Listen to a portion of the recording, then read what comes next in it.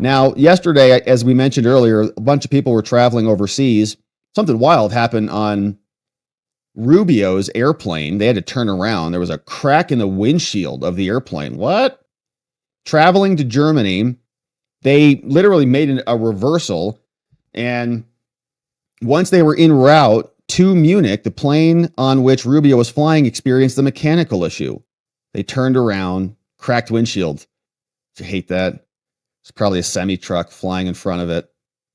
I hate those things. Oh, God, here it goes. I just got this replaced, dang it. The Senate then moved to immediately consider Rubio's confirmation, blah, blah, blah. So that's all it was. It was just a cracked windshield. And he made his way back. So we're glad he's all right.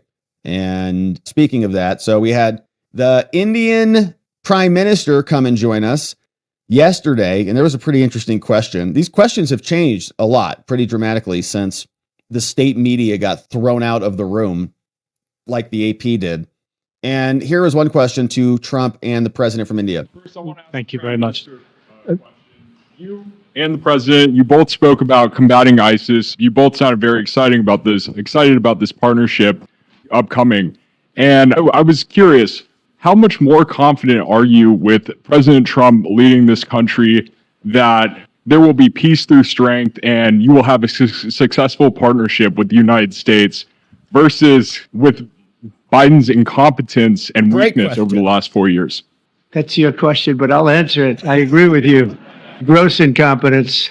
We're going to have a fantastic relationship. And it has been, look, the whole world's been set back over the last 4 years by the weakness of the United States, the weak leadership of the United States. But I think we've taken care of it in just 3 weeks. It seems to me that even some of the media that we wouldn't prefer has been writing that this is a much different country right now, that the world has a light over it.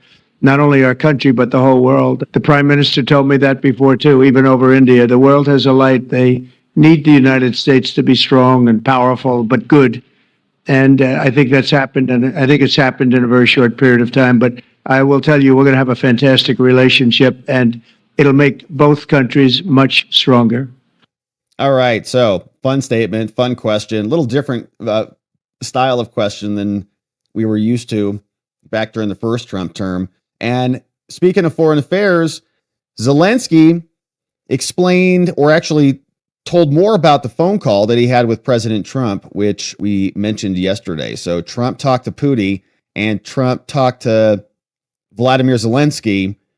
And here is the scoop from Axios. They said that Zelensky told Trump during a phone call that Putin is only pretending to negotiate a peace deal because he is afraid of you, a Ukrainian official said.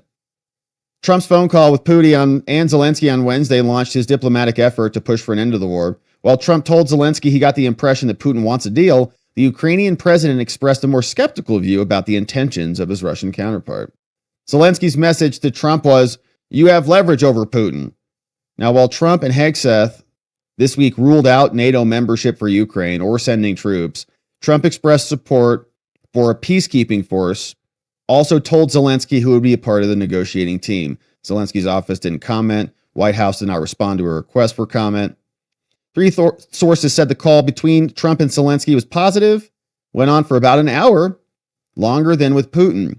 Trump told Zelensky that he understands his concerns about him talking to Putin, but stressed there's no way around it if you want diplomatic efforts. Look, I need to talk to Putin in order to save Ukraine, okay? This is like diplomacy 101. You have to talk.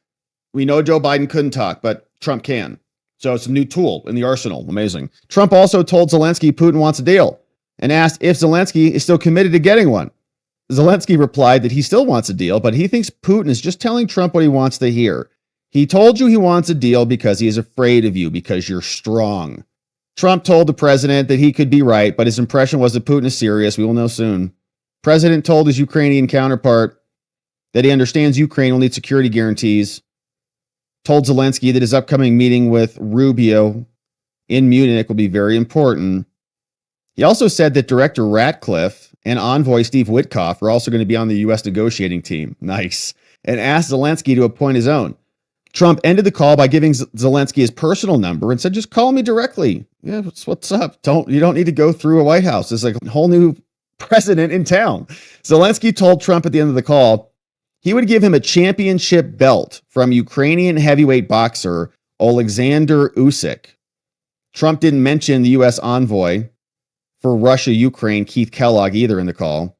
During the call, Zelensky told Trump there had been Russian strikes in Kyiv and other cities overnight. Trump asked whether Scott Bessent, Treasury Secretary who was on the trip to Ukraine, was already in Kyiv. Was he there when those strikes happened? Zelensky said he arrived after the strikes. Okay. Trump said if Bessent heard airstrikes, he would have run away back to the U.S. already. What? He's dunking on Scott? Yeah, okay. Because if Scott heard the airstrikes, he would have run away back to the U.S. already. Come on. Okay, that's all right. Whatever. If he said that. Anyways, that's the Zelensky conversation. Zelensky seemingly, it feels to me like he's transparently just trying to aggrandize the president. He's afraid of you. Here, let me give you a belt. You're so strong. Oh, Trump, shut up. All right, look, are you going to end this? Do you want a deal or not? All right, anyways.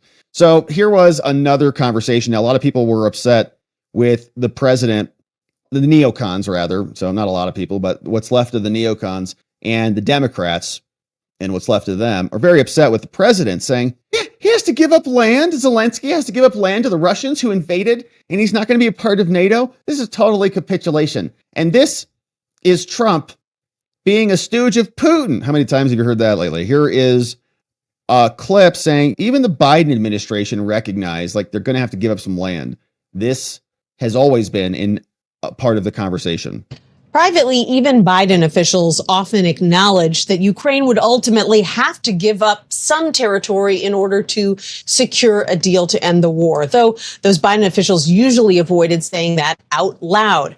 Trump officials say they're just being realistic 3 years into this invasion in order to drive both sides to the bargaining table. So now the reality has come into play. And what's so bizarre about this is like what a bunch of people said 2 years ago, this is probably going to be the result. So we're just going to have to just let this thing go on for 2 years and have millions of people die. What? A couple miles of land in either direction?